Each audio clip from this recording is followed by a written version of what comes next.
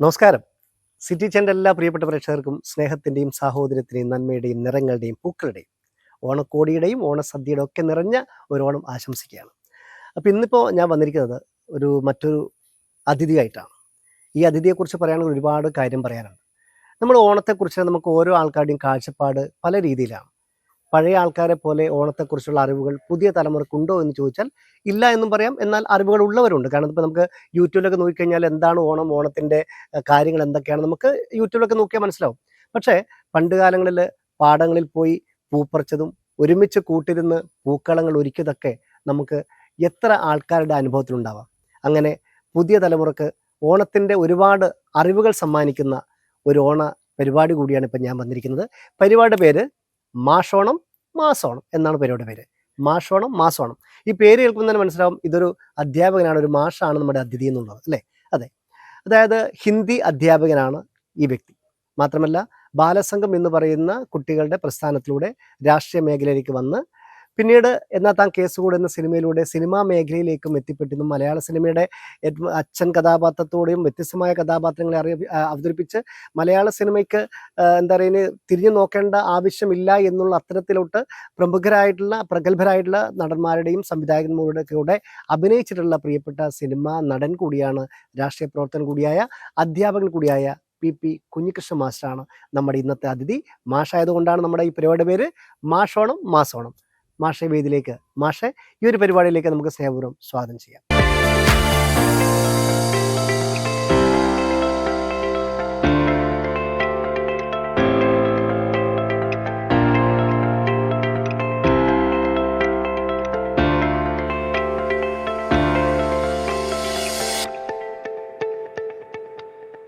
നമസ്കാരം സാർ. നമസ്കാരം.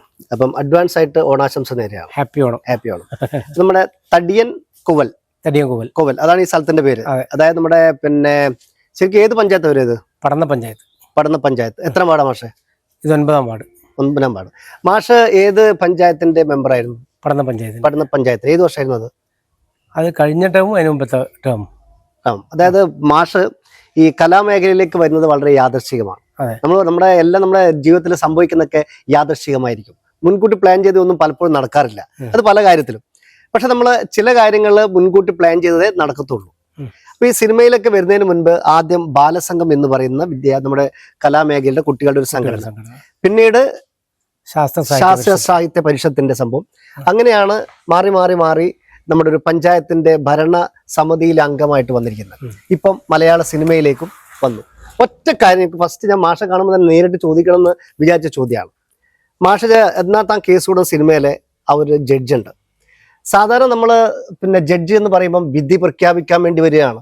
കയ്യിൽ ഒരു മുട്ടിയൊക്കെ ആയിട്ട് ഇങ്ങനെ അടിച്ച് പറയാൻ വേണ്ടി വരുന്ന ആ ഒരു ജഡ്ജിയെ നമ്മളെപ്പം കാണുമ്പോൾ ശരിക്കും നമുക്കൊരു പേടിയാണ്. എന്താണ് വിധി പ്രഖ്യാപിക്കാൻ വേണ്ടി പോകുന്നത്? സീരിയസ് ആയിട്ടുള്ള മുഖമാണ്. പക്ഷെ ഈ സിനിമയിൽ എനിക്ക് തോന്നുന്നു മലയാള സിനിമയിൽ ആദ്യമായിട്ടായിരിക്കും ഇങ്ങനെ ഒരു കോമിക് ആയിട്ടുള്ള ജനകീയനായിട്ടുള്ള നമ്മുടെ എന്താണ് ശിക്ഷ വിധിക്കുന്നതിന് മുന്നേ, അതായത് പ്രതിയാണോ അതല്ലെങ്കിൽ നിരപരാധിയാണോ തെളിയിക്കുന്നതിന് മുന്നേ അവരോട് ഇത്രയും സിമ്പിൾ ആയിട്ടെന്ന് ഒരു തമാശ രൂപേണ സംസാരിക്കുന്ന ഒരു ജഡ്ജ്. അതിന് മുന്നേ സാറ് കണ്ടിട്ടുണ്ട്. ഈ ഒരു കഥാപാത്രത്തെ സിനിമയിലേക്ക് അവതരിപ്പിക്കുമ്പോൾ എങ്ങനെയായിരുന്നു ഒരു വെല്ലുവിളി ഉണ്ടായിരുന്നു? ഈ ഒരു തമാശ നിറഞ്ഞൊരു ജഡ്ജ് അതിന് മുന്നേ ഉണ്ടായിരുന്നു നമ്മൾ കോടതിയിലൊക്കെ കാണുന്ന, സിനിമയിലൊക്കെ കാണുന്ന വളരെ സീരിയസ് ആയിട്ടുള്ള ജഡ്ജ്. ഒരു കോടതിയിലത്തെ സീൻ കാണണം എന്ന് രതീഷ് ബാലകൃഷ്ണൻ പറഞ്ഞിട്ടുണ്ടായിരുന്നു. പക്ഷെ ഞാൻ കോടതിയിൽ പോകാൻ എനിക്ക് പറ്റിയില്ല. അപ്പൊ അദ്ദേഹം ഇതാണ് കഥാപാത്രം എന്ന് ആദ്യം പറഞ്ഞു തന്നിരുന്നു. അപ്പൊ അതിനനുസരിച്ച് ബിഹേവ് ചെയ്തു എന്നുള്ളതാണ് അതിന്റെ ഒരു പ്രത്യേകത. കോമഡി ഉള്ള വ്യക്തി തന്നെയാണ് അദ്ദേഹത്തിന്റെ. ഇതിന്റെ ഡയറക്ടർ രതീഷ് ബാലകൃഷ്ണ പൊതുവാള് തന്നെ ആ ഒരു ക്യാരക്ടറിന്റെ ഒരു രൂപം പറഞ്ഞിട്ടുണ്ടായിരുന്നു. അദ്ദേഹത്തിന്റെ ഒരു നിർദ്ദേശപ്രകാരം ചെയ്തുകൊണ്ടാണ് ഈ രീതിയിലൊരു മജിസ്ട്രേറ്റ് വന്നത്. ശരിക്കും എത്രത്തോളം ഒരു വെല്ലുവിളി ആയിരുന്നു, അല്ലെങ്കിൽ ഒരു വളരെ പ്രയാസമില്ലാതെ ചെയ്തൊരു കഥാപാത്രം? വെല്ലുവിളിയൊന്നും ഉണ്ടായിട്ടില്ല. കാരണം എന്ന് പറഞ്ഞാല് ഷൂട്ടിംഗ് നടക്കുന്ന സമയത്ത് പ്രീ ഷൂട്ട് ഉണ്ടായിരുന്നു. പക്ഷെ പിന്നീട് ഷൂട്ട് നടക്കുമ്പോഴും നമുക്കൊരു സ്ട്രെസ് ഒന്നും ഉണ്ടായിട്ടേ ഇല്ല. വളരെ ഫ്രീ ആയി അഭിനയിക്കാൻ അദ്ദേഹം വളരെ നല്ല സ്വാതന്ത്ര്യം തന്നു. നല്ല പിന്തുണ കിട്ടി. പ്രത്യേകിച്ച് രാജേഷ് മാധവനെ പോലെയുള്ള ആളുകളുടെ നല്ല പിന്തുണ കിട്ടിയിരുന്നു. അതുകൊണ്ടാണ് ഏറ്റവും നന്നായിട്ട് വന്നത്. ശരിക്കും ആ ഒരു ജഡ്ജ് എന്ന് പറയുന്ന ഒരു കഥാപാത്രം ഇപ്പോഴും സാറിന്റെ ഉള്ളിൽ മറ്റേ ഒരുപാട് കഥാപാത്രങ്ങൾ ചെയ്തെങ്കിലും ആ ഒരു കഥാപാത്രം ഇപ്പോൾ ഉള്ളിൽ ഇങ്ങനെ ഉരുണ്ട് കളിക്കുന്നുണ്ടോ ശരിക്കും? ഇല്ല, ഇപ്പോ അങ്ങനെയല്ല, അത് ഇപ്പൊ ആളുകൾ കാണുമ്പോൾ പറയുന്നുണ്ട്. ആദ്യത്തെ സിനിമ, അതിലത്തെ കഥാപാത്രം നന്നായിട്ടുണ്ട്, ഇപ്പോഴും കാണുമ്പോൾ ആള് പറയുന്നുണ്ട്. സന്തോഷമുണ്ട്. അപ്പൊ ആ ഒരു കഥാപാത്രത്തിലൂടെ, അതായത് ഒരു വ്യക്തിക്ക് ആദ്യമായിട്ട് ഒരു ജഡ്ജ്, അതായത് നിയമം എന്താണ് ചെയ്യേണ്ടത് എന്നുള്ള വിധി പ്രഖ്യാപിക്കാനുള്ള ഒരു കഥാപാത്രമായിട്ട് ആദ്യ സിനിമയിൽ തന്നെ ഒരു അവസരം കിട്ടുക എന്ന് പറയുന്നത് ഒരു നടനെ സംബന്ധിച്ചിടത്തോളം, ഒരു വ്യക്തിയെ സംബന്ധിച്ചിടത്തോളം ഏറ്റവും വലിയ, കാരണം നിയമപീഠത്തിന്റെ ഏറ്റവും ഉന്നതിയിൽ നിൽക്കുന്ന സ്ഥാനമാണ്. ആ സ്ഥാനത്താണ് വിധി പ്രഖ്യാപിക്കുന്നത്. അപ്പൊ ഈ ഒരു കോടതിയിൽ ഇന്നവരെ സാർ കയറിയിട്ടില്ല, മാഷ് കയറിയിട്ടില്ല, ഇന്നുവരെ കയറിയിട്ടില്ല, വാദം കാണാൻ വേണ്ടി കയറിയിട്ടില്ല, സാക്ഷി പറയാൻ കയറിയിട്ടില്ല, ഒന്നിനുമില്ല. ആദ്യമായിട്ട് ഇപ്പൊ നമ്മൾ ഈ ഒരു സിനിമയിലുണ്ടായ കോടതി, നമ്മൾ അത് സെറ്റിട്ട കോടതിയാണോ അല്ലെ? കയ്യൂർ എന്ന് പറഞ്ഞ സ്ഥലത്ത് സെറ്റിട്ട ഒരു കോടതി. ശരിക്കും ഈ ഒരു ജഡ്ജ്മെന്റിന്റെ കഥാപാത്രം അവതരിപ്പിക്കുമ്പോൾ എത്ര ദിവസത്തെ ഷൂട്ടായിരുന്നു അവിടെ ഉണ്ടായിരുന്നത്? എനിക്ക് ആകെ 19 ദിവസം ഷൂട്ടുണ്ട്. ഒറ്റ ഷെഡ്യൂൾ തീർത്തു. തുടർച്ചയായിട്ട് 19 ദിവസം. ഈ 19 ദിവസം എല്ലാം മുഴുവനായിട്ട് നമ്മുടെ കോടതിയിലെ സീന് മാത്രമായിരുന്നു ഷൂട്ട്? അതെ. ബാക്കിയെല്ലാം പിന്നീടാണ്, അതിന് മുമ്പേയും എടുത്തിട്ടുണ്ടാവും. പക്ഷെ പിന്നീട് കോടതിക്ക് പുറത്തുള്ള സീനെല്ലാം പിന്നീട് എടുത്തതാണ്. അതിനുശേഷം ഒരുപാട് കഥാപാത്രം ചെയ്തു. അച്ഛനായിട്ട് ചെയ്തു, അതുപോലെ തന്നെ ഒരു സൈഡ് ഈ കോമഡി ഒക്കെ വരുന്ന രീതിയിലുള്ള കഥാപാത്രം ചെയ്തു. അതിനുശേഷം ഏകദേശം എത്ര സിനിമകൾ ചെയ്തു? അതിനുശേഷം 32 സിനിമയായി. ഈ ജഡ്ജിന് ശേഷം ഏറ്റവും മനസ്സിൽ തങ്ങി നിൽക്കുന്ന കഥാപാത്രം ഏതാ മാഷെ? ഇപ്പോ ആളുകൾ കണ്ടാൽ പറയുന്ന അവസാനം ഇറങ്ങിയ നമ്മൾ വിജേഷ് പാണത്തൂരിന്റെ പ്രകമ്പനം എന്ന സിനിമ പൊതുവെ നല്ല അഭിപ്രായം പറഞ്ഞിട്ടുണ്ട്. ഒരു ജാതി ജാതകം, നമ്മുടെ മോഹൻ മണ്ടോട് സംവിധാനം ചെയ്ത സിനിമ, വിനീത് ശ്രീനിവാസന്റെ കൂടെ. അതിലെ കഥാപാത്ര പേര് എന്തായിരുന്നു ശരിക്കും? അതില് വിനീത് ശ്രീനിവാസന്റെ അച്ഛനായിട്ട്, യഥാർത്ഥത്തിൽ ശ്രീനേരനെ കൊണ്ട് ചെയ്യാൻ വേണ്ടി തീരുമാനിച്ച കഥാപാത്രം അതാണ്. പിന്നീട് അതുപോലെ നമ്മളെ പ്രിയദർശൻ സാറിന്റെ സിനിമ, അദ്ദേഹം ഈ നാത്താൻ കേസ് കൂടുതൽ സിനിമ കണ്ടിട്ട് എന്നെ വിളിച്ചതാ, നല്ല അഭിപ്രായം പറയാൻ വേണ്ടി വിളിച്ചത്. അപ്പൊ പിന്നീട് പറഞ്ഞ 1 മാസത്തിനുള്ളിൽ വിളിക്കും, എന്തായാലും ഒരു സിനിമ നമുക്ക് ചെയ്യാന്ന് പറഞ്ഞു. അദ്ദേഹം വിളിച്ചു. ഇപ്പോൾ കൊറോണ പേപ്പേഴ്സ്, അതിലൊരു CI ആയിട്ടാണ് ചെയ്തത്. അദ്ദേഹത്തിന്റെ അടുത്ത് അഭിനയിക്കാൻ വേണ്ടി വിളിച്ചു എന്ന് പറഞ്ഞപ്പോൾ തന്നെ വലിയ സന്തോഷമുണ്ട്. അല്ല, ഇത് വിളിക്കുക എന്ന് പറയുന്നത് സ്വപ്നമായിരിക്കും. കാരണം പ്രിയദർശൻ മലയാളത്തിൽ മാത്രമല്ല മറ്റു ഭാഷകളിൽ ഒരുപാട് സിനിമ ചെയ്ത സംവിധായകനാണ്. 100ാമത്തെ സിനിമയാണ് ശരിക്കും. 100ാമത്തെ സിനിമയിൽ അടുത്ത സിനിമയിലും വിളിക്കുന്നു പറഞ്ഞിട്ടുണ്ട്. ഇപ്പം ഞാൻ മെസ്സേജ് പറഞ്ഞു എന്തായാലും വിളിക്കും എന്ന് പറഞ്ഞു. ഫസ്റ്റ് കോള് വന്നപ്പോ അത് പ്രിയദർശൻ എന്ന് പറഞ്ഞപ്പോ, അല്ലോ എന്ത് പറഞ്ഞാ വിളിച്ചത്? പ്രിയദർശൻ എന്ന് പറഞ്ഞാൽ വിളിച്ചേ? ആദ്യം വിളിച്ചു, ഇങ്ങനെ കുഞ്ഞകൃഷ്ണനല്ലേ. അപ്പൊ ഞാനിങ്ങനെ പ്രിയദർശനാണ്, മോളും ഞാനും കൂടെ സിനിമ കണ്ടത്, കല്യാണിയും കൂടി വളരെ നല്ല. ശരിക്കും ആ പറഞ്ഞുതരാം, പ്രിയദർശൻ തന്നെയാണെന്ന് സാറിന് ഉറപ്പുണ്ടായിരുന്നോ? കാരണം ഒരുപാട് പിന്നെ എന്താ പറയാ, ഈ വ്യത്യസ്തമായ ഏകദേശം പിന്നെ ബിന്യാമൻ വിളിച്ചിരുന്നു, ദിലീപ് വിളിച്ചിരുന്നു. അപ്പൊ അവരെല്ലാം വിളിച്ച, അപ്പൊ കൂട്ടത്തിൽ എന്തായാലും ഒരു സംശയമില്ല, അത്തരം ആളുകളൊക്കെ വിളിച്ചിരുന്നു. ഈ പ്രിയദർശൻ വിളിച്ചതിന് ശേഷം പ്രിയദർശൻ വിളിച്ചു എന്നുള്ള കാര്യം മാഷ് ആദ്യം പറഞ്ഞാരോടാ? ഞാൻ വീട്ടിലുള്ളവരോട് പറഞ്ഞിട്ടുണ്ട്, നാട്ടിലെല്ലാവരും പറഞ്ഞിട്ടുണ്ട്, ഇതുപോലെ ചാനലുകാർ ഇന്റർവ്യൂ നടത്തുമ്പോൾ പറഞ്ഞിട്ടുണ്ട് പ്രിയദർശൻ സാർ വിളിച്ചിരുന്നു, എല്ലാവരും പറഞ്ഞിട്ടുണ്ട്. ഈ ഒരു പിന്നെ രാഷ്ട്രീയക്കാർ, നമ്മൾ ഒരുപാട് വ്യക്തികൾ, രാഷ്ട്രീയത്തിലുള്ള ഒരുപാട് വ്യക്തികൾ സിനിമയിൽ അഭിനയിച്ചിട്ടുണ്ട്. സിനിമയിൽ നിന്ന് ഒരുപാട് ആൾക്കാർ രാഷ്ട്രീയത്തിൽ വന്നിട്ടുണ്ട്. ശരിക്കും രാഷ്ട്രീയത്തിൽ നിന്ന് സിനിമയിൽ വരുന്നതാണോ അല്ലെങ്കിൽ സിനിമയിൽ നിന്ന് രാഷ്ട്രീയത്തിൽ വരുന്നതാണോ ഏറ്റവും നല്ലത്, എളുപ്പം ജനങ്ങളെ സ്വാധീനിക്കാൻ വേണ്ടിയിട്ട്? എനിക്ക് അങ്ങനെ അഭിപ്രായം ഇല്ല. എങ്ങനെ വന്നാലും കുഴപ്പമില്ല, കിട്ടുന്ന കഥാപാത്രം ചെയ്യാതെ. സിനിമയിൽ വന്ന് രാഷ്ട്രീയത്തിൽ പോകുന്നതും രാഷ്ട്രീയത്തിൽ വന്ന് സിനിമയിൽ പോകുന്നതും ഒന്നും ഒരു വിഷയമല്ല. ശരിക്കും പറഞ്ഞാൽ ജനങ്ങളുടെ ഇടയിൽ പ്രവർത്തിക്കണമെങ്കിൽ ഇതൊന്നും ആവശ്യമല്ല. നല്ല മനസ്സും സുതാര്യമായ ഇടപാടും ഉണ്ടായാൽ മതി. ശരി, അതാണ് ഒരു ജനങ്ങളുടെ ഇടയിൽ നമ്മളൊരു പിന്നെ പ്രവർത്തിക്കണമെങ്കിൽ, അവർക്ക് നല്ല കാര്യങ്ങൾ ചെയ്യണമെങ്കിൽ സ്ഥാനത്തിന്റെ ആവശ്യമില്ല, അല്ലെ? അത് സിനിമയും സംഭവം ഒന്നും വേണ്ട. ശരിക്കും ഒരു സാമൂഹ്യ പ്രവർത്തനം, ജനങ്ങൾക്ക് വേണ്ടി ഉപകാരം ചെയ്യുന്ന, അത് നമ്മൾ സാമൂഹ്യ പ്രവർത്തനം എന്ന് പറയാം, അല്ലെ? ആ വ്യക്തിക്ക് ഉണ്ടായിരിക്കേണ്ട ക്വാളിറ്റി എന്തായിരിക്കും ശരിക്കും? നമ്മൾ ഈ തലമുറയ്ക്ക് ഈ ഒരുപാട് പ്രശ്നങ്ങളുണ്ട്. നമുക്ക് പറയാം, ഇപ്പം എന്താ പറയാ, നമ്മളൊരു വിജയുടെ പിന്നെ ഒരു ഭരണത്തിലുള്ള തന്നെ വിജയ് പറഞ്ഞിട്ടുണ്ടായിരുന്നു, എന്തെങ്കിലും തെറ്റ് ചെയ്താൽ അപ്പോൾ അവനെ പാർട്ടിയിൽ നിന്ന് പുറത്താക്കുന്ന കാര്യം. ഒരു പിന്നെ ഭരണത്തിലിരിക്കുന്ന ഒരു വ്യക്തി എന്തോ തെറ്റ് ചെയ്ത് അദ്ദേഹം പുറത്താക്കുകയും ചെയ്തു. പക്ഷെ ശരിക്കും നമ്മൾ ഇങ്ങനെ ജനങ്ങളുടെ ഇടയിൽ പ്രവർത്തിക്കുന്ന വ്യക്തിക്ക് മിനിമം വേണ്ട ഒരു യോഗ്യത എന്താണ്? ഏറ്റവും നന്നായി ജനങ്ങളുമായിട്ട് ഇടപെടുക, മാറി നിൽക്കരുത്, ജനങ്ങളെ ഇടപെടുക. പിന്നെ അവർ ഇപ്പൊ പഴയതുപോലെ മുമ്പാണെങ്കിൽ നമ്മുടെ ഗ്രാമീണ മേഖലകളിൽ ഒരു പൊതുപ്രവർത്തകനും അത്യാവശ്യം. എന്താ പറഞ്ഞാൽ അവർക്ക് എഴുതാനും അല്ലെങ്കിൽ ഒരു അപേക്ഷ പൂരിപ്പിക്കാനൊക്കെ ജനങ്ങൾ ആവശ്യമാണ്. പക്ഷെ അത് മാറി ഇപ്പൊ പറഞ്ഞാൽ അങ്ങനെ അതൊരു അത്യാവശ്യമില്ല. എല്ലാ വീട്ടിലും എഴുത്തും വായനയൊക്കെ അറിയുന്ന ആളുകളുണ്ട്. അത് നമ്മുടെ കേരളത്തിന്റെ പ്രത്യേകത കൂടിയാണ്. അങ്ങനെ എഴുത്തും വായന അറിയുന്നതുകൊണ്ട് തന്നെ അധികം ആളുകൾക്ക് പൊതുപ്രവർത്തകരെ ആശ്രയിക്കേണ്ടി വരുന്നില്ല. പക്ഷെ മറ്റു പല ഘട്ടങ്ങളിലും ചിലപ്പോൾ പൊതുപ്രവർത്തകരെ ആവശ്യമായി വരും. ആ ഒരു പൊതുപ്രവർത്തകർ ജനങ്ങളുമായിട്ട് ഇടപെടേണ്ട കാര്യം ഉണ്ടാവും. ആ സമയത്തൊക്കെ നന്നായി ഇടപെട്ടാൽ ജനങ്ങൾ അത് തിരിച്ചു തരും. നമ്മൾ സാധാരണ പറഞ്ഞാൽ ജനങ്ങൾ അങ്ങനെ നന്ദിയില്ലാത്തവരൊന്നുമല്ല. നല്ല നന്ദിയുള്ള, ഏറ്റവും നന്നായി നമ്മളെ സ്വീകരിക്കുന്ന ഒരുപാട് ആളുകളുണ്ട്. ചിലപ്പോൾ അപവാദങ്ങൾ ഉണ്ടാവാം, പക്ഷെ ജനങ്ങൾക്ക് നമ്മൾ എന്താണോ കൊടുക്കുന്നത് അത് നമുക്ക് തിരിച്ചു കിട്ടും. തീർച്ചയായിട്ടും അതാണ് നമ്മൾ ജനങ്ങളുടെ കൂടെ നിൽക്കുക, ജനങ്ങളുടെ ഒരാളായിട്ട് നിൽക്കുക എന്നുള്ളതാണ്. ഈ ബാലസംഘത്തിൽ വരാൻ വേണ്ടിയിട്ട് അതിന് മുന്നേ സാറിന്റെ രക്ഷിതാക്കൾ അങ്ങനെ ആരെങ്കിലും ഒരു പിന്നെ ഈ ഒരു പാർട്ടി രാഷ്ട്രീയപരമായിട്ട് എന്തെങ്കിലും അച്ഛനും അമ്മയും എല്ലാം അമ്മ പാർട്ടി മെമ്പറായിരുന്നു, CPM മെമ്പറായിരുന്നു. അച്ഛൻ പൊതുപ്രവർത്തനത്തിൽ വായനശാലയും അതെല്ലാവരും ബന്ധപ്പെട്ട് പ്രവർത്തിച്ചു. വായനശാല പ്രസിഡന്റൊക്കെ ആയിട്ട് കുറേ കാലം നിന്ന ആളാണ് അച്ഛൻ. പിന്നെ മൂത്തേട്ടൻ CPM മെമ്പറാണ്, രണ്ടാമത്തെ ഏട്ടൻ പാർട്ടി മെമ്പറാണ്. രണ്ടാമത്തെ ഏട്ടൻ എന്ന് പറഞ്ഞാൽ ദേശാഭിമാനിൽ പ്രൂഫ് റീഡറായിരുന്നു. ഇപ്പം പൊതുപ്രവർത്തന രംഗത്തുണ്ട്. എല്ലാ കുടുംബപരമായിട്ട് എല്ലാവരും രാഷ്ട്രീയക്കാരാണ്. പിന്നെ എങ്ങനെയാ അധ്യാപനത്തിലേക്ക് എങ്ങനെ വന്നത്? ഞാൻ യഥാർത്ഥത്തിൽ ഉദിരൂർ സെൻട്രൽ സ്കൂളിലാണ് അധ്യാപകനായിട്ട് വന്നത്. അപ്പോൾ അത് ഏത് വിഷയം? ഹിന്ദിയാണ്. അപ്പം പിന്നെ ഓണത്തിലോട്ട് വരാം. നമുക്ക് ഓണത്തിന്റെ കുറച്ച് കാര്യം നമ്മൾ അതിന് മുന്നേ ഫാമിലി, പിന്നെ ഭാര്യയുടെ പേര് ഭാര്യ സരസ്വതി. എന്ത് ചെയ്യുന്നവര്? അവരിപ്പോ ഇവിടെ തൊട്ടടുത്ത് തടിയങ്കുല LP സ്കൂളിൽ നിന്ന് വരുന്ന വഴിക്ക് തടിയങ്കുല LP സ്കൂളിലത്തെ പ്രധാന അധ്യാപികയാണ് ഈ വർഷം മുതൽ. പിന്നെ മക്കള്? മൂത്ത മോൻ സാരംഗ് ഷിപ്പിൽ വർക്ക് ചെയ്യുന്നു. അടുത്ത മോനെ പേര് ആസാദ്. അവനിപ്പോ ഇവിടെ ഉണ്ട്, എഞ്ചിനീയറിംഗ് കഴിഞ്ഞ് വീട്ടിലുണ്ട്. ഈ പേരൊക്കെ നിങ്ങളുടെ കണ്ടത്? ആസാദ്. ആ പേര് കണ്ടുപിടിക്കാനുള്ള കാരണം എന്തായിരുന്നു? പേര് കണ്ടുപിടിക്കാനുള്ള കാരണമൊന്നുമില്ല, പേര് ഒരു ഇഷ്ടപ്പെട്ടൊരു പേര് ആസാദ്. ആരാത്? പിന്നെ നമ്മൾ ആലോചിച്ചിട്ട് പേരാണ്, ഞാനും ഒക്കെ ആലോചിച്ചിട്ട്. കാരണം കുടുംബപരമായിട്ട് രാഷ്ട്രീയ ബന്ധമുള്ള വ്യക്തിത്വം, അതിലെ പിന്നെ ഇളയ മകനിട്ട പേര് ആസാദ്. അങ്ങനെ ഒരുപാട് പ്രത്യേകതയുള്ള സംഭവമാണ്. മാത്രമല്ല ഈ ഒരു നാടിന് ഒരുപാട് പ്രത്യേകതയുണ്ട്. ഈ പിന്നെ ഓണത്തെ കുറിച്ച് പറയുമ്പോൾ നമ്മളിപ്പം സിനിമയിൽ വന്നിട്ട് ഇപ്പൊ ഏകദേശം എത്ര വർഷമായിട്ട്? ഒരു 2022 നമ്മൾ 22 അപ്പം 3 വർഷം പൂർത്തിയായി. ഈ 3 വർഷത്തിനിടയിൽ ഏതെങ്കിലും ഓണത്തിന് വീട്ടിലില്ലാതെ ഉണ്ടായിട്ടുണ്ടോ? ഇല്ല, ഓണത്തിനെല്ലാം വീട്ടിലും. ഓണം ആയെന്ന് രാത്രി പോയിട്ടുണ്ട്. പക്ഷെ ഓണത്തിന് പകൽ സമയത്ത്, പ്രത്യേകിച്ച് നമ്മുടെ നാട്ടിനൊരു പ്രത്യേകത പറഞ്ഞാൽ നമ്മളെ ഈ പ്രദേശത്തെല്ലാം, എനിക്കൊന്ന് കണ്ണൂർ കാസർഗോഡ് ജില്ലകളിൽ മാത്രമായിരിക്കും ആ ഒരു പ്രത്യേകത. ഗ്രാമീണ ക്ലബ്ബുകളും വായനശാലകളും സംഘടിപ്പിക്കുന്ന ഓണാഘോഷം, അത് ചിലപ്പോൾ 10 ദിവസം നീണ്ടുക്കുന്ന ഓണാഘോഷം ഉണ്ടാവും. കുട്ടികൾക്കുള്ള കായിക മത്സരങ്ങൾ, കലാമത്സരങ്ങൾ. എൻ്റെ വായനശാല എന്ന് പറയുന്നത് തടിയങ്കോൽ കൈരളി ഗ്രന്ഥാലയം, തടിയങ്കോൽ മനീഷ തിയേറ്റേഴ്സ് സംയുക്തമായി സംഘടിപ്പിക്കുന്ന ഓണാഘോഷമാണ്.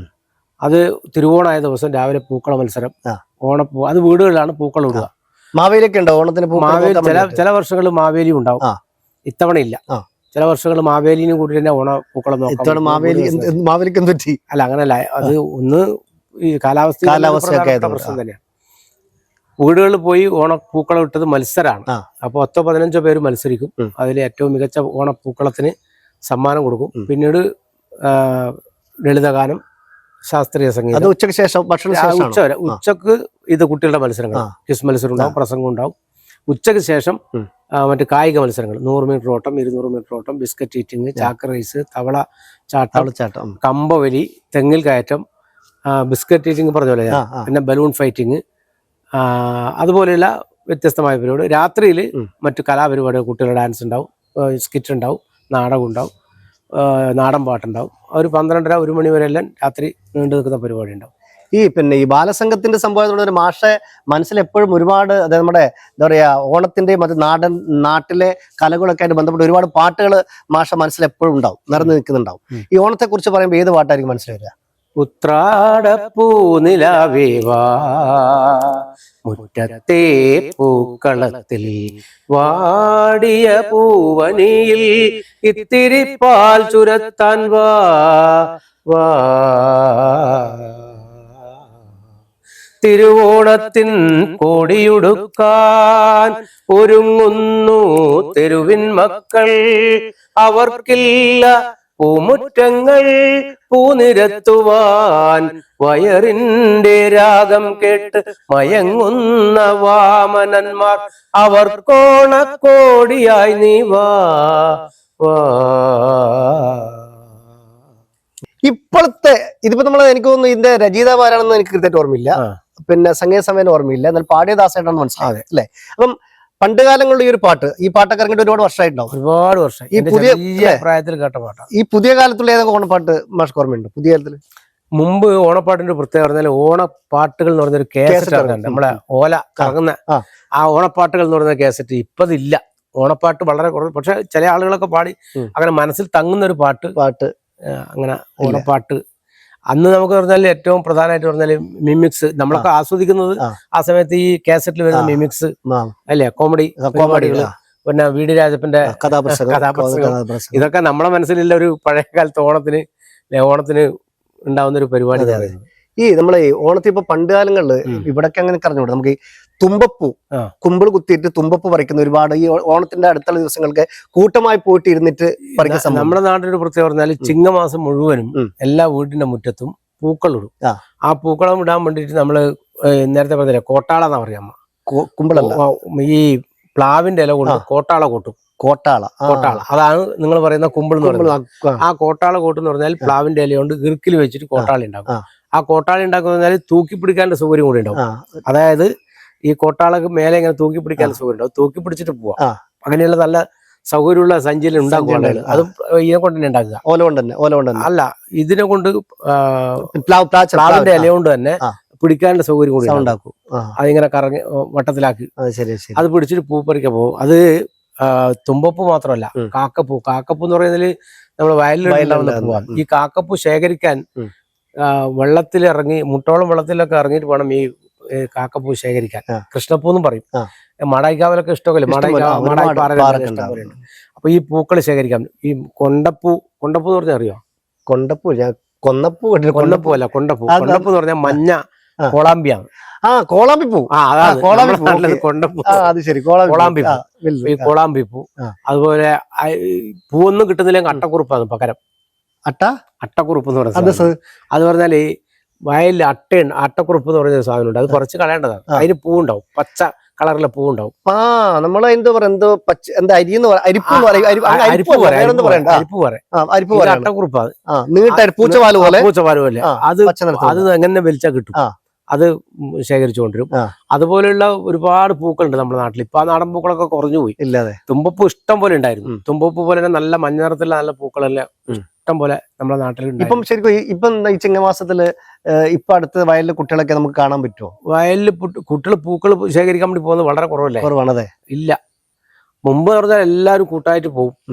അത് പൂ ശേഖരിക്കാൻ പോകും.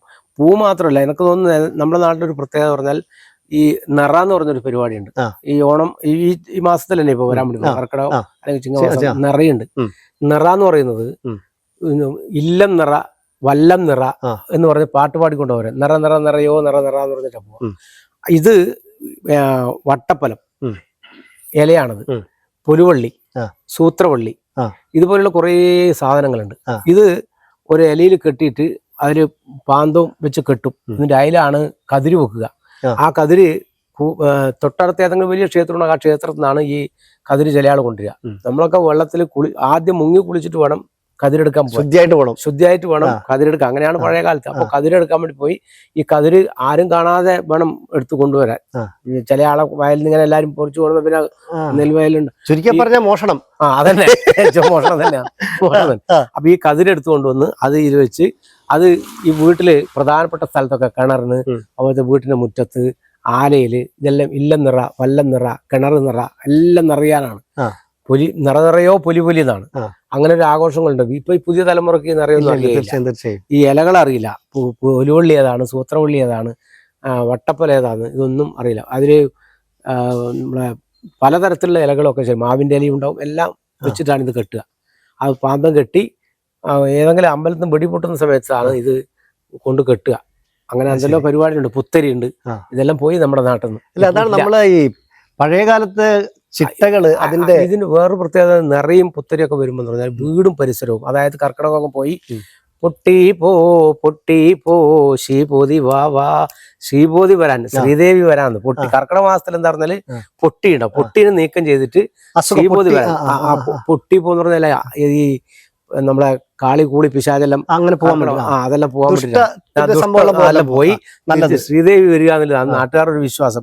അപ്പൊ എന്ന് പറഞ്ഞാൽ വീടും പരിസരമൊക്കെ ഇപ്പൊ നമ്മള് ശുചിത്വത്തിന് വേണ്ടി പറയുന്ന പരിപാടി ഉണ്ടല്ലോ. പഴയ കാലത്തെ ആളുകൾ ഇതൊക്കെ വളരെ കൃത്യമായി മനസ്സിലാക്കി ചെയ്തതാണ്. ശുചിത്വത്തിന് വേണ്ടിയിട്ടാണ് ശരിക്കും പറയുന്നത്. നിറവിശ്വാസത്തിന്റെ പേര് മാത്രമല്ല, നമ്മുടെ വീടും പരിസരവും കർക്കിടക മാസത്തിൽ എന്തായാലും ഈ പ്രയാസം ഉണ്ടാവും. അപ്പൊ എല്ലാ വീടും പരിസരവും ശുചിയാക്കാനും വൃത്തിയാക്കാനും വേണ്ടിയിട്ടാണ് പ്രത്യേകിച്ച് നിറ പോലെയുള്ള ആചാരങ്ങളൊക്കെ ഉണ്ടാക്കിയത്. അതിന്റെ പേരിലെങ്കിലും വിശ്വാസത്തിന്റെ പേരിലെങ്കിലും ആളുകൾ ഇതൊക്കെ വൃത്തിയാക്കുള്ളൂ. അങ്ങനെ അതാണ് ഏറ്റവും പ്രധാനപ്പെട്ട ഒരു സംഭവമാണ് ശുചിത്വം. ശുചിത്വം നമ്മള് എന്റെ ഓർമ്മയിലൊക്കെ നമ്മൾ പണ്ട് കാലങ്ങളിൽ വീട്ടിന്റെ കോനായി, നമ്മൾ കോനായി എന്ന് പറയും, അത് നമ്മള് സ്റ്റെപ്പ് കയറുന്ന അവിടെ തന്നെ കിണ്ടിയിൽ വെള്ളം വെക്കും. കാരണം നമ്മൾ പുറത്ത് പോയിട്ട് വരുമ്പോ കാലില് കഴുകിക്കളയാൻ വേണ്ടി. ഇപ്പൊ അതൊന്നുമില്ല, കിണ്ടി പൂജാമുറിയിൽ മാത്രമേ. അപ്പൊ ശരിക്കും നമ്മളെ ഇത്തരത്തിലുള്ള ഈ നമ്മളെ നല്ല ഒരുപാട് ചിട്ടകൾ അതൊക്കെ മറഞ്ഞു പോകാനുള്ള കാരണം ശരിക്കും എന്താണ്? ഈ ചിട്ടകൾ നല്ല തന്നെയാണ് എന്ന് പറഞ്ഞാൽ പഴയതാന്ന് പറഞ്ഞാൽ എല്ലാം നമ്മൾ തള്ളിക്കളയേണ്ടതല്ല. പക്ഷെ ഇത് ഇപ്പൊ ഞാൻ പറഞ്ഞില്ലേ, ഈ ഒരു ഏറ്റവും പ്രധാനപ്പെട്ടതാണ് ശുചിത്വം. പ്രത്യേകിച്ച് ഈ നമ്മുടെ നാട്ടിലുണ്ടാവുന്ന ഒരുപാട് വ്യാപകമായി ഉണ്ടാവുന്ന അസുഖങ്ങളുണ്ട്. ഒരുപാട് അസുഖങ്ങൾ ഇപ്പോൾ പടർന്നു പിടിക്കുന്നുണ്ട്. നമുക്കറിയാലോ, ഡെങ്കിപ്പനി പോലെയുള്ള ഒരുപാട് പ്രശ്നങ്ങൾ. ഇതൊക്കെ ഒരു പരിധി വരെ നമുക്ക് നിയന്ത്രിക്കാനും നിയന്ത്രിച്ചു നിർത്താനും നമ്മുടെ പരിസര ശുചിത്വം, നമ്മുടെ മനസ്സിലുള്ള ശുചിത്വ ബോധം ഉണ്ടെങ്കിൽ തന്നെ ഒരു പരിധി വരെ നമുക്കത് നടത്താൻ വേണ്ടി പറ്റും. പക്ഷെ പല ആളുകളും ഇതിൽ വേണ്ടത്ര ശ്രദ്ധിക്കുന്നില്ല. നമ്മുടെ വീടും പരിസരം പോലും നമ്മൾ വൃത്തിയാക്കുന്നില്ല. ശരിക്കും ഇപ്പം തന്നെ ദിവസവും മുറ്റമടിക്കാത്ത എത്ര വീടുണ്ടെന്നറിയോ? ഒരുപാട് വീടുണ്ടാവും. ഈ ഓണത്തിന് നമ്മള് ദിവസവും മുറ്റടിക്കാത്ത വീട്ടുകാർ പോലും ഓണത്തിന് ഈ 10 ദിവസം മുറ്റടിക്കും. കാണിച്ചാല് എന്നിട്ടാണ് പൂടാൻ വേണ്ടിട്ട്. അവിടെ ഈ ശുചിത്വത്തിന്റെ ഏറ്റവും വലിയൊരു 30 ദിവസവും പൂടുന്നത്. ഇപ്പൊ നമ്മളെ ഈ കളവെല്ലാം കോൺക്രീറ്റ് ആയ കാലം. മുമ്പ് എന്ന് പറഞ്ഞാൽ നിലം കോൺക്രീറ്റ് അല്ലല്ലോ, ചാണകം തേച്ച 30 ദിവസവും ചാണകം. രാവിലെ എഴുന്നേറ്റ് നമ്മളെ ചാണകത്തിന്റെ കൂടെ കൂട്ടെന്ന് പറഞ്ഞാൽ ചകിരിയിലെ കരിയാണ്. കളറുണ്ടാവും, നല്ല കറുപ്പ് കളറുണ്ടാവും. അപ്പൊ ചകിരിയിലെ കരിയും ഈ ചാണകവും കൂടി തേച്ചാൽ നല്ല മുറ്റം, അത് ആ പൂടേണ്ട സ്ഥലത്ത് നല്ല വൃത്തിയായിട്ട് എന്ത് ചെയ്യും, ചാണകം തേച്ച് വൃത്തിയാക്കി. അങ്ങനെ ചാണകം തേച്ച് വെച്ച ആ കളത്തിലാണ് എന്ത് ചെയ്യുക, പൂടുക. രാവിലെ എഴുന്നേറ്റ് പൂടുക, വൃത്തിയാക്കും, ചാണകം തേക്കും, പൂടും. ചാണകം ഒരു തരത്തിൽ പറഞ്ഞാൽ നമുക്ക് മുറ്റത്തെല്ലാം ഇട്ട് കഴിഞ്ഞാൽ ഒരു നല്ലതുമാണ്. അതൊക്കെ ഒരു ഔഷധ സംഭവമാണ് യഥാർത്ഥത്തില്. അതാണ് ചാണകം എഴുകിയ മുറ്റത്ത് പൂട്ടിടുന്ന കാലം. പക്ഷെ ഇപ്പോ റെഡിമെയ്ഡ് ഷീറ്റ്, പൂക്കളുടെ രൂപത്തിലുള്ള ഷീറ്റ് ഇടുന്ന കാലത്ത് എത്തിയിരിക്കും. 2026 പൂ ശേഖരിക്കാൻ പോലും വേണ്ട. അത് ഷീറ്റ്. അതെ, നമ്മളിപ്പോ പല ചാനലിന്റെ പരിപാടിയൊക്കെ പോലെ തന്നെ നമ്മളൊരു ഷീറ്റ് പോലെ പൂടെ വട്ടത്തിലുള്ള പൂടെ ഷീറ്റാണ് കൊണ്ടിടും. അതാകുമ്പോൾ ചുരുട്ടി വെച്ചിട്ട് വീണ്ടും അടുത്തോളം എടുക്കാന്നുള്ള സംഭവമാണ്. ഈ ഇത്തരം മാറ്റങ്ങൾ നമ്മൾ ഓണത്തെ എത്രത്തോളം എന്താ പറയാ പുറകോട്ട് വെച്ചിട്ടുണ്ട്? ഈ ഒരു ഓണം എന്ന് പറഞ്ഞാൽ ഒരു കച്ചവടമാണ് ഓണം എന്ന് പറയുന്നത്. എല്ലാം ബിസിനസ്സായി മാറിയതില്ല. വസ്ത്രം, അതുപോലെ തന്നെ ഇലക്ട്രോണിക്സ് ഉപകരണങ്ങൾ, എത്ര ആവശ്യമുണ്ടോ ഇല്ല, എല്ലാം ഓഫറാണ്. ശരിക്കും പറഞ്ഞാൽ ഓഫറിലൂടെ നമ്മൾ വാങ്ങിക്കുന്നില്ല. അപ്പൊ പൂക്കളും റെഡിമെയ്ഡ് പൂക്കളാണ്. ഭക്ഷണം ഇപ്പൊ വീടുകളിൽ മുമ്പെല്ലാണെന്ന് പറഞ്ഞാൽ കൂട്ടുകുടുംബങ്ങളെല്ലാം വന്നു ചേരും ഓണ ദിവസം. ഓണത്തിന് വന്നാൽ എല്ലാവരും കൂടി എന്താ ഉണ്ടാക്കുക, ഭക്ഷണം ഉണ്ടാകും. അടുക്കള നിറച്ച ആളുകളുണ്ടാവും, ഭക്ഷണം ഉണ്ടാക്കും, എല്ലാവരും ഒരുമിച്ചിരുന്ന് ഭക്ഷണം കഴിക്കും. ഇപ്പൊ ഫോൺ ചെയ്താൽ ഭക്ഷണം വീട്ടിലെത്തും. എന്ത് പായസ വേണ്ടത്, എന്ത് പ്രഥമനാണ് വേണ്ടത് എന്ന് തീരുമാനിച്ചാൽ അത് നമ്മളെ വീട്ടിലെത്തുന്ന ഒരു കാലമായി മാറി. ഇരുന്നാൽ തന്നെ കഴിക്കുമ്പോൾ പോലും ഫോണിനകത്ത് നോക്കിയിട്ട് മെസ്സേജ് അയക്കുന്ന ഒരു കാലമാണ്. കാലം മാറിക്കഴിഞ്ഞാൽ നമ്മുടെ മലയാളി ലോകത്തിന്റെ എവിടെയുണ്ടെങ്കിലും ഓണത്തിന്റെ ആഘോഷത്തിനൊരു മാറ്റം ഉണ്ടാവും. അതിൽ വേറൊരു പ്രത്യേകത പറഞ്ഞാൽ നമുക്കിപ്പോ 10 ദിവസം ഓണം, പക്ഷെ വിദേശ രാജ്യങ്ങളിലെ മലയാളികൾക്ക് ഒരു 6 മാസം ഓണം ഉണ്ടെന്നില്ലാണ്. ഓണാഘോഷങ്ങൾ അവരെല്ലാ ഞായറാഴ്ച ഒത്തുകൂടുന്നു, ഓണാഘോഷ പരിപാടികൾ നടത്തുന്നു. ഞാൻ കഴിഞ്ഞ തവണ പോയപ്പോൾ എനിക്ക് മനസ്സിലായത് മിക്കവാറും എല്ലാ ദിവസങ്ങളും ഓണാഘോഷമുണ്ട് മലയാളി സമാജത്തിൽ. ഓണാഘോഷം ശരിക്കും പറഞ്ഞാൽ നമ്മള് കേരളത്തിലുള്ള മലയാളികൾക്കാൾ കൂടുതൽ നന്നായിട്ട് ഓണം ആഘോഷിക്കുന്നത് വിദേശത്തുള്ള മലയാളികളാണ്. മംഗലാപുരത്തുണ്ട്, അതുപോലെ തന്നെ ബോംബെയിലുണ്ട്, ബാംഗ്ലൂരുണ്ട്. ഈ പ്രദേശങ്ങളിലെല്ലാം മലയാളികൾ ഏറ്റവും നന്നായി ഓണം ആഘോഷിക്കുന്നു. ഈ നമ്മുടെ വടക്കേ മലബാറും അങ്ങ് തെക്കോട്ടും പോയി കഴിഞ്ഞാല് ഈ ഓണത്തിന്റെ സദ്യയില് ഒരുപാട് മാറ്റമുണ്ട്. നമ്മള് കണ്ണൂര്, കാസർഗോഡ്, കോഴിക്കോട് എടുത്തു കഴിഞ്ഞാല് ഓണത്തിന് ചിക്കൻ ഇല്ലാത്ത, അതായത് ഓണ പൂക്കളങ്ങൾ പോലെയാണ് ചിക്കൻ ഇല്ലാത്ത ഒരു പരിപാടി, മത്സ്യവും. പക്ഷെ അങ്ങോട്ട് നമ്മുടെ തൃശ്ശൂരൊക്കെ പോയി കഴിഞ്ഞാല് 10 ദിവസം വീച്ചറ് മാത്രമേ ഉണ്ടാവും. അതിന്റെ എന്തായിരിക്കും, അതിന്റെ പൊരുൾ എന്തായിരിക്കും? പക്ഷെ അതെനിക്ക് അതിനെക്കുറിച്ച് കൃത്യമായി എനിക്ക് അറിയില്ല. സംഭവം നമ്മുടെ നാട്ടുകാർക്ക് ഒരു ഭക്ഷണപ്രിയരാണ്, നമ്മളെ മലബാറുകാർ കുറച്ചുകൂടി ഭക്ഷണപ്രിയരാണെന്ന് തോന്നുന്നു. അതുകൊണ്ടായിരിക്കും അല്ലേ?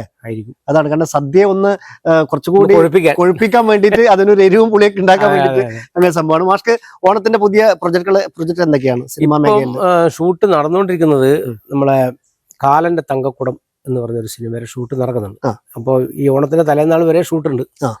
24 വരെ ഷൂട്ടുണ്ട്. ഇവിടെ ലൊക്കേഷൻ എവിടെയാ? പാലക്കാടും എറണാകുളം. 24 രാത്രി പുറപ്പെടും, 25 രാവിലെ ഇവിടെ എത്തും. ഓണാഘോഷം ഉത്രാടം. എന്താണ് കഥാപാത്രത്തിന്റെ പേരെന്തായാലും പറഞ്ഞോ, ഡിക്ലെയർ ചെയ്യാൻ പറ്റുമോ? വേണ്ട വേണ്ട അത് വേണ്ട. സിനിമയുടെ പേര് കാലന്റെ തങ്കക്കുടം. ഇന്ദ്രജിത്ത് സുകുമാരൻ, ഇന്ദ്രൻ സേട്ടൻ അവരൊക്കെ അഭിനയിക്കുന്ന ഒരു സിനിമയാണ്. നല്ല കോമഡി ഉള്ള ഒരു സിനിമയാണ്. ഇത്രയും സിനിമയിൽ അഭിനയിച്ചതില് അഭിനയിച്ച നടന്മാരില് ഏത് നടന്റെ കൂടെയെങ്കിലും അഭിനയിക്കുമ്പോൾ ചെറിയൊരു ഉൾഭയം, ഒരു പുറകോട്ട് വലി അങ്ങനെ എന്തെങ്കിലും ഉണ്ടായിട്ടുണ്ടോ? അങ്ങനെ ഭയം ഒന്നും തോന്നിയൊരു സംഭവമില്ല. എന്ന് പറഞ്ഞാൽ അങ്ങനെ ഒരു പ്രയാസം ഉണ്ടായിട്ടില്ല എന്നുള്ളതാണ്. നമ്മളെവിടെ പോയാലും നമ്മളെ ഒരു രീതിയിൽ അവരോടും അവരിങ്ങോട്ടും പെരുമാറുന്ന ഒരു ബഹുമാനവും വാങ്ങലുണ്ട്. എല്ലാവരുമായിട്ട് നല്ല സൗഹൃദമുണ്ട്. ഏറ്റവും ഇഷ്ടപ്പെട്ട ആദ്യം ഞാൻ അഭിനയിച്ചത് ചാക്കോച്ചന്റെ കൂടെയാണല്ലോ. അതെ, അതിന്റെ മലയാളത്തിൽ ഒരു സൂപ്പർ സ്റ്റാറിന്റെ കൂടെയാണ് അഭിനയിക്കുന്നത്, ചാക്കോച്ചന്റെ കൂടെ. പിന്നെ അതിന് ശേഷം പിന്നുള്ള പായത്തിന്റെ ആവശ്യമില്ല. അദ്ദേഹം തന്നെ നല്ല നിലയിലാണ് നമ്മളോട് പെരുമാറും. അത് അദ്ദേഹത്തിന് ഈ കാസർഗോഡ് സ്ലാങ് ശരിക്കും അറിയില്ലല്ലോ. അദ്ദേഹം വളരെ നന്നായി കൈകാര്യം ചെയ്തു. നമ്മളെ കൂടെ നിന്നു, നമ്മളോടും സൗഹൃദം ഉണ്ടായി. ശരിക്കും എന്നാത്താൻ കേസോട് സിനിമ കാസർഗോഡ് മേഖലയിൽ ഒരുപാട് ആൾക്കാരെ സിനിമാ മേഖല എത്തിച്ചു. തീർച്ചയായും അല്ലേ? എത്ര പേരെ? അത് പിന്നെ നമുക്ക് കണക്കൂട്ടി തിട്ടപ്പെടുത്താൻ പറ്റുന്ന അത്രയും ഒരുപാട് ആൾക്കാരെ മലയാള സിനിമയിലേക്ക് കൊണ്ടുവന്നൊരു സിനിമയാണ്. അതിനുശേഷം കാസർഗോഡ് ജില്ലയിൽ നിന്ന് പല ആളുകളും സിനിമയിലേക്ക് വരാൻ താല്പര്യത്തോടെ വന്നതിലാണ്. യഥാർത്ഥത്തിൽ കണ്ണൂർ കാസർഗോഡ് ജില്ലകളിൽ സിനിമാ നടന്മാർ എന്ന് പറയാൻ സിനിമയിൽ അഭിനയിക്കുന്നവർ വളരെ വളരെ കുറവാണ്. പക്ഷെ ഇപ്പോ അടുത്ത കാലത്തായിട്ട് കണ്ണൂർ, കാസർഗോഡ്, ഇപ്പൊ പയ്യന്നൂരിലെന്ന് പറഞ്ഞാൽ ഇഷ്ടം പോലെ നടന്മാർ മാത്രമല്ല, അവിടെ സംവിധായകന്മാരുണ്ട്. ഏറ്റവും പ്രഗത്ഭരായിട്ട് രതീഷ് ബാലകൃഷ്ണൻ, മൃദുൽ നായർ, അതുപോലെ തന്നെ ഇപ്പോ നമ്മുടെ ഗണപതിയുടെ ചിദംബരം. അപ്പൊ ഇവരെ ഒരുപാട് ഡയറക്ടർമാർ വന്നു പയ്യന്നൂരിൽ. ഡയറക്ടർമാർ മാത്രമല്ല, ഞാൻ അറിയുമ്പോഴത്തേക്ക് പറഞ്ഞാൽ ആർട്ട് വർക്ക് ഏറ്റവും ഭംഗിയായി സുനിൽ, അദ്ദേഹം ഈ ഗുരുവായൂർ അമ്പലം നടയിൽ ആർട്ട് വർക്കൊക്കെ സൂപ്പർ സംഭവമാണ്. അത് ഗുരുവായൂർ അമ്പലം തന്നെയാണ്, ഒരു സംശയം. അമ്പലം നടന്ന് ഷൂട്ട് ചെയ്താണ് വളരെ നന്നായിട്ട്. ലൊക്കേഷൻ അത് ഈ FACT ആലുവ അവിടെ വലിയൊരു ഗ്രൗണ്ടിലാണ്. അതാണ് ആ ഒരു കലാകാരന്റെ ഒരു സൃഷ്ടിയാണ്. ശരി, ഗുരുവായൂർ അമ്പലം പോലെ തന്നെ അതിന്റെ ഒരു സംഭവം മനോഹരമായിട്ടാണ് ആ ഗുരുവായൂർ അമ്പലത്തിന്റെ സെറ്റ് ചെയ്തത്. ഈ വേറെ നമ്മളിപ്പം ഈ എറണാകുളത്തൊക്കെ ഒരു സിനിമ ഷൂട്ട് ചെയ്യുന്നതും നമ്മൾ ഈ നമ്മുടെ കണ്ണൂർ, കോഴിക്കോട്, കാസർഗോഡ് മേഖലയിൽ ഷൂട്ട് ചെയ്യുമ്പോൾ ഒരുപാട് എക്സ്പെൻസ് ഒരുപാട് കുറവാണെന്നും പല ആൾക്കാരും പറഞ്ഞു കേൾക്കാറുണ്ട്. കണ്ണൂർ, കാസർഗോഡ് ജില്ലകളിൽ എക്സ്പെൻസ് കുറയെന്ന് പറഞ്ഞാൽ അധികം റൂമിന് വലിയ വാടകയും കാര്യങ്ങളും നോക്കേണ്ട കാര്യമില്ല. അതേപോലെ തന്നെ മറ്റ് ഇവിടെ ഉള്ളൊരു പ്രയാസം പറഞ്ഞാൽ ആധുനിക സംവിധാനങ്ങൾ കുറഞ്ഞു പോയി എന്നുള്ളതാണ് കണ്ണൂർ, കാസർഗോഡ് ഷൂട്ടിങ്ങിന് ആളുകൾ എടുക്കുന്നതിന് പ്രയാസം വരുന്നത്. മറ്റെല്ലാ തരത്തിലും ജനങ്ങളുടെ ഏറ്റവും നല്ല സപ്പോർട്ട്. അതായത് ഒരു സിനിമ ലൊക്കേഷനിൽ വന്നു കഴിഞ്ഞാൽ നാട്ടുകാർ എന്ന് പറഞ്ഞാൽ അവരെ വീട്ടിൽ കൊണ്ടുപോയി ഭക്ഷണം കൊടുക്കും. അതൊരു ഭയങ്കര സംഭവമാണ്. അല്ലെങ്കിൽ സിനിമാക്കാരാണ് അവരെ അകറ്റി നിർത്തുന്ന ഏർപ്പാടില്ല. ഏറ്റവും നല്ല സൗഹൃദവും അവരുടെ വീടുകളായിട്ട് നല്ല ബന്ധം ഉണ്ടാക്കാൻ നമ്മുടെ കാസർഗോഡ് ജില്ലയിൽ ഒരുപാട് അനുഭവം നമുക്കറിയാലോ. ഞാൻ മദനോത്സവം, അതുപോലെ തന്നെ ഈ ഇപ്പൊ പറഞ്ഞ നമ്മളെ കാസർഗോൾഡ്, ഇന്നാത്താൻ കേസോട്, ഇതൊക്കെ ഷൂട്ട് നടന്നത്. അപ്പൊ ആ ജനങ്ങൾ അവർക്ക് കൊടുത്തൊരു സ്നേഹമുണ്ട്. അത് ഒരിക്കലും മറക്കാത്ത സ്നേഹം തന്നെയാണ്. ഈ രാഷ്ട്രീയത്തിലൊരു വ്യക്തിത്വം ഇപ്പൊ ഒരു സിനിമാ നാട്ടിലേക്ക് എത്തിക്കുമ്പോൾ ഈ എന്തെങ്കിലും ഒരു മാറ്റം ഫീൽ ചെയ്യുന്നുണ്ടോ നമ്മുടെ ജീവിതത്തിൽ? ജീവിതത്തിൽ മാറ്റം എന്ന് പറഞ്ഞാൽ എന്നെ സാധാരണഗതിയിൽ ഞാൻ പയ്യന്നൂർ വരെ യാത്ര ചെയ്യാൻ താല്പര്യമില്ലാത്തൊരു കക്ഷിയാണ്. ഇവർ വീട്ടിൽ നിന്ന് ഡ്രസ്സ് എടുക്കാൻ ആവശ്യത്തിന് വിളിച്ചാലും ഞാൻ പറയും നിങ്ങൾ പോയി എടുത്തോ, ഞാൻ വരുന്നത്. അത്രയും യാത്ര ചെയ്യാൻ താല്പര്യമില്ലാത്തൊരു കക്ഷിയാണ്. ഇപ്പൊ ഞാൻ പോവാത്ത ഏകദേശം കേരളത്തിലെ എല്ലാ ജില്ലകളിലും യാത്ര ചെയ്തു, പല ആളുകളെ പരിചയപ്പെട്ടു. സിനിമയിൽ വന്നതുകൊണ്ട് മാത്രമാണ് എന്നെ ആളുകൾ തിരിച്ചറിയാം. അല്ലെങ്കിൽ അത്യാവശ്യം നമ്മുടെ നാട്ടിലത്തെ ആളുകൾക്ക് അറിയാം, നമ്മുടെ നാട്ടിലെല്ലാവർക്കും അറിയാതല്ലാതെ മറ്റ് പുറത്ത് കണ്ണൂർ ജില്ലയിലോ അല്ലെങ്കിൽ മറ്റ് കോഴിക്കോടോ തിരുവനന്തപുരം പോയാൽ ട്രെയിനിൽ കയറിയാലോ ആളുകൾ നമ്മളെ തിരിച്ചറിയുന്നുണ്ട്. അത് വലിയൊരു നേട്ടമല്ലേ നമ്മൾ. അത് അതാണ് മാറ്റം, മറ്റു മാറ്റമൊന്നുമില്ല. എന്തായാലും കൂടുതൽ ശ്രദ്ധ കൊടുക്കാൻ ആഗ്രഹിക്കുന്നത് രാഷ്ട്രീയത്തിലോ സിനിമയിലോ?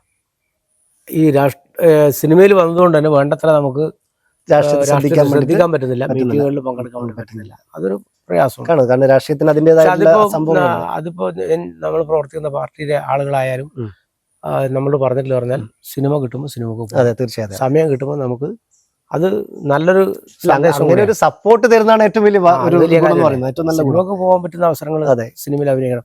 KP സതീശൻ എന്നോട് പലപ്പോഴും പറഞ്ഞിട്ടുണ്ട് സിനിമക്ക് പോകണം, പക്ഷേ എവിടെ പോയതിന് സിനിമക്ക് എന്തായാലും പോകണം. സതീശേട്ടൻ പലപ്പോഴും പറഞ്ഞിട്ടുണ്ട്. അപ്പൊ എന്തായാലും രാഷ്ട്രീയത്തിന് നമുക്ക് രാഷ്ട്രീയത്തിലെ ആദ്യ ചൂടായ ബാലസംഘത്തിന് തുടങ്ങി ഇന്ന് മലയാള സിനിമയുടെ ഒരു അവിഭാജ്യ ഘടകമായിട്ട് നിൽക്കുകയാണ്. പ്രിയദർശന്റെ ഉൾപ്പെടെ മലയാളത്തിൽ ഒട്ടനവധി നല്ല നല്ല സിനിമകൾ സമ്മാനിച്ച സംവിധായകരുടെ പ്രിയപ്പെട്ട നടനായിട്ട് മാറുകയാണ് നമ്മുടെ പ്രിയപ്പെട്ട മാഷ്. നമുക്കിനി മാഷ് ഒരു ഓണപ്പാട്ട് കൂടി, മാഷ് നാടൻ പാട്ടാണ് ഓണപ്പാട്ട്, ഏതാ പാട്ട്? ഒരു പാട്ട് കൂടി പെട്ടെന്ന് വയൽ വരുന്ന പാട്ട്. നാടൻ പാട്ടാ. ആ. തത്തം വള്ളിക്കാര കറുമ്പ പൊന്നുമരുമകനെ കാലത്തു വരാതെ വെയിലത്തു വന്നതെന്തേ. തത്തം വള്ളിക്കാര കറുമ്പ പൊന്നുമരുമകനെ കാലത്തു വരാതെ വെയിലത്തു വന്നതെന്തേ. മിറ്റത്ത് നിക്കണന്തേ ചേറടി കൊള്ളണന്തേ തൊമ്പയിക്കേറീരി പൊന്നുമരുമകനെ. മേശക്കസേരയുണ്ട് നമുക്കുള്ള വീടിനിറമ്പടിയിൽ ഇരിക്ക കസേരയുണ്ട് പൊന്നുമരുമകനെ. വെറ്റിലപ്പാക്കുമുണ്ട് താമ്പാളപ്പുകയിലുണ്ട് വെറ്റിലയും മുറുക്കാം പൊന്നുമരുമകനെ. മുണ്ടകൻ ചോറുമുണ്ട് വറ്റിച്ച മീനുമുണ്ട് ചമ്മന്തി മോരുമുണ്ട് ഉണ്ടു രസിച്ചിടുക പൊന്നുമരുമകനെ. വെറ്റിലപ്പാക്കുമുണ്ട് താമ്പാളപ്പുകയിലുണ്ട് വെറ്റിലയും മുറുക്കാം പൊന്നുമരുമകനെ. ഇതില് മരുമകനെ ഭക്ഷണം കഴിക്കാൻ വേണ്ടി ക്ഷണിക്കുന്ന മാത്രമല്ല, ഒരുപാട് മലയാളികൾ തനിമയാർന്ന വിഭവങ്ങള്, പിന്നെ ഭക്ഷണം കഴിച്ച ഒരു മുറുക്ക് അത് പണ്ടുകാലമുള്ള ഒരു ശീല അല്ലേ എന്ന് പറഞ്ഞ പോലെ ഒരുപാട് കാര്യമുണ്ട്. നമ്മുടെ പ്രിയപ്പെട്ട പ്രേക്ഷകരോട് ഈ ഓണത്തിന്റെ ദിവസത്തിൽ എന്താ പറയാനുള്ളത്? ഓണം എന്ന് പറയുന്നത് മതസൗഹാർദ്ദത്തിന്റെ, പരസ്പര സ്നേഹത്തിന്റെ, സൗഹാർദ്ദത്തിന്റെ ഒരു ഉത്സവമാണ് ശരിക്കും പറഞ്ഞാൽ ഓണം. അപ്പൊ നമ്മളെല്ലാ കാലുഷ്യങ്ങളും ശരിക്കും പറഞ്ഞാൽ നമ്മുടെ നാട് എന്ത് പറഞ്ഞാലും വിവാദമാവുകയും എന്ത് ചെയ്താലും വിവാദമാവുന്ന ഒരു നാടായി നമ്മുടെ നാട് മാറിക്കൊണ്ടിരിക്കുകയാണ്. ഞാൻ പറയുന്നത് പറഞ്ഞാൽ മാവേലി നാട് വാണിരുന്നു എന്നുള്ളത് ഐതിഹ്യമാണെങ്കിലും ഒന്നുമില്ലാത്ത ഒരു നല്ല നാടായി, നല്ല മനസ്സിന്റെ, സ്നേഹത്തിന്റെ, സൗഹാർദ്ദത്തിന്റെ നാടായി നമ്മുടെ നാട് മാറണം എന്ന ഒറ്റ ആഗ്രഹം മാത്രമേ ഉള്ളൂ. എല്ലാ പ്രിയപ്പെട്ട മലയാളികൾക്കും ഹൃദയം നിറഞ്ഞ ഓണാശംസകൾ നേരുന്നു. നല്ല സൗഹൃദം പുലരട്ടെ നമ്മുടെ നാട്ടിൽ. മാഷ, എല്ലാവിധ ഓണാശംസകളും മാഷ്ക്കും മാഷയുടെ കുടുംബത്തിനും. ഇനി വച്ചടി ഉയരങ്ങളിലേക്ക് വീണ്ടും കാണാം. സന്തോഷം. അപ്പൊ പ്രിയപ്പെട്ട പ്രേക്ഷകരെ, അപ്പൊ നമ്മുടെ ഓണത്തിന് ഒരുപാട് വിഭവങ്ങൾ നമ്മുടെ പ്രിയപ്പെട്ട ചാനലിലൂടെ പ്രിയപ്പെട്ട പ്രേക്ഷകർ കണ്ടുകൊണ്ടിരിക്കുകയാണ്. ഇനിയും ഒരുപാട് പരിപാടികൾ കാണാനുണ്ട്. അപ്പൊ എന്നാൽ നമ്മുടെ ഇന്നത്തെ ഈ ഒരു ഓണവിശേഷത്തോട് പൂർണ്ണമാകുന്നു. എല്ലാവർക്കും ഒരിക്കൽ കൂടി മാഷ് പറഞ്ഞ പോലെ സ്നേഹത്തിന്റെയും സാഹോദര്യത്തിന്റെയും നന്മയുടെയും നിറങ്ങളുടെയും നിറഞ്ഞ സന്തോഷത്തിന്റെയും ഒരു നല്ല ഓണം ആശംസിക്കുന്നു. വീണ്ടും കാണാം. നമസ്കാരം.